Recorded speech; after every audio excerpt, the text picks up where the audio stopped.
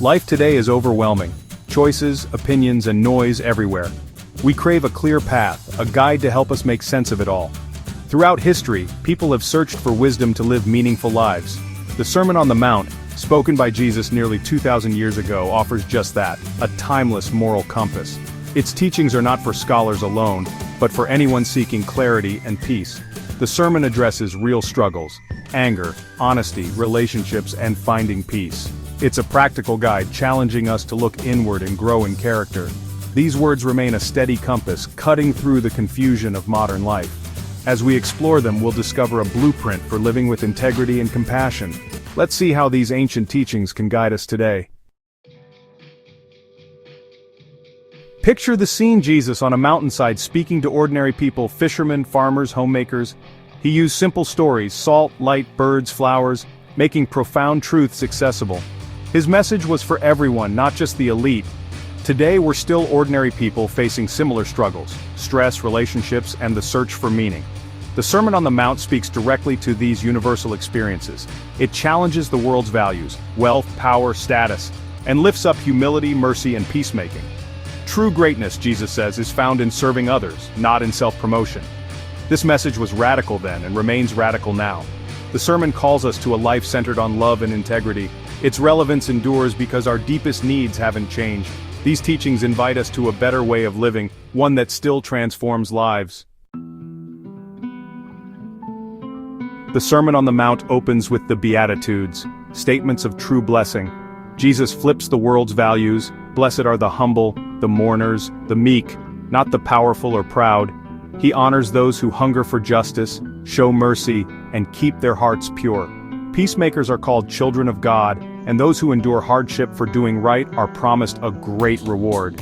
These aren't just ideals, they're a vision for a new kind of character. The Beatitudes invite us to find happiness not in status or possessions, but in humility, compassion, and a longing for what's right. They call us to look beyond ourselves and care for others. This is a radical, upside-down vision of what it means to be truly blessed. The Beatitudes challenge us to live differently, from the inside out. They show us the kind of people we're called to become. This is the heart of Jesus' message. Humility is at the core of the Sermon on the Mount. In a world obsessed with self-promotion, Jesus teaches that real strength is found in a gentle, humble spirit. Humility means knowing our limits and valuing others without needing constant validation. It's not weakness, it's the foundation of a strong, ethical life. Practicing humility can be as simple as admitting when we're wrong, celebrating others' successes, or listening more than we speak.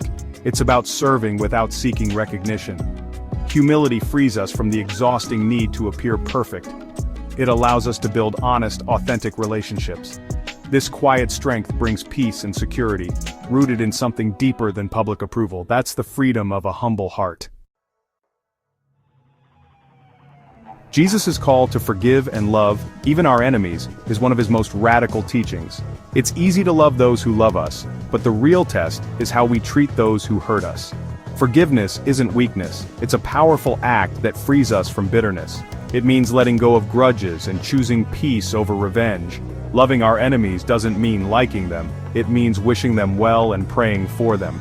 This teaching is challenging, especially in a world full of conflict and division, but it's the ultimate expression of the sermon's vision, to reflect God's mercy and kindness. Forgiveness and love transform us, breaking cycles of anger and hate. They invite us to rise above our instincts and choose compassion. This is the heart of Jesus' ethical revolution. It's a call to live with courage, grace, and a love that changes everything. The world needs this kind of radical love now more than ever. Integrity is a central theme in the Sermon on the Mount. Jesus teaches that true goodness starts in the heart, not just in outward actions. He calls us to be the same person in private as we are in public. Radical honesty means our words and actions match, even when it's hard. It's about telling the truth, keeping our promises, and admitting mistakes. Authenticity builds trust in families, friendships, and communities. Living with an honest heart frees us from the pressure to pretend. It's about aligning our inner and outer lives. We won't always get it right, but the goal is to keep striving for wholeness. This kind of integrity is rare, and it's what makes a life truly solid. When we live honestly, we become a light in a world hungry for trust. Jesus' words on worry are some of the most comforting in the Sermon on the Mount.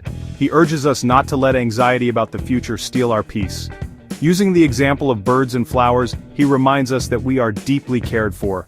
Worry doesn't add to our lives, it only drains us. Jesus invites us to trust that our needs will be met as we focus on what truly matters. This isn't about ignoring responsibilities, but about living with faith instead of fear. When anxiety rises, we can choose gratitude and trust over panic. Jesus' advice is simple. Live one day at a time. Handle today's challenges with courage, and let tomorrow take care of itself. This daily practice of trust brings freedom from the chains of worry. It's a path to peace even in uncertain times. Jesus ends the Sermon on the Mount with a story of two builders. One builds on rock, the other on sand. When storms come, only the house on the rock stands firm.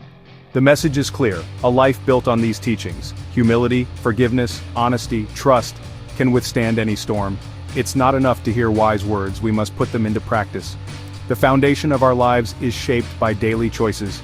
Building on rock means living out these principles, not just admiring them. When challenges come, our character holds us steady. The Sermon on the Mount is more than ideals. It's a blueprint for resilience and hope. These teachings are as relevant now as ever. They offer a compass for a confused world.